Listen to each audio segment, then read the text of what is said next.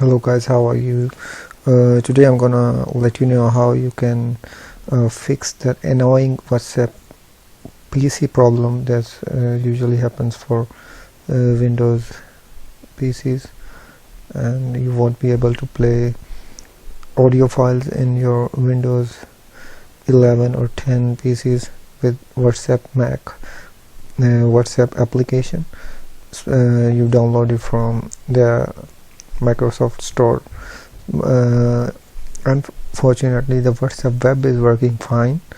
You can play audio files with WhatsApp web, but the main thing is whenever you want to play the file with WhatsApp official app in Windows, then the audio files won't play.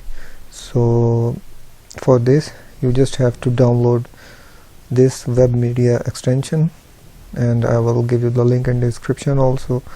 Then you have to install this app from Microsoft Store, and after that the all audio files will be played in your WhatsApp official app.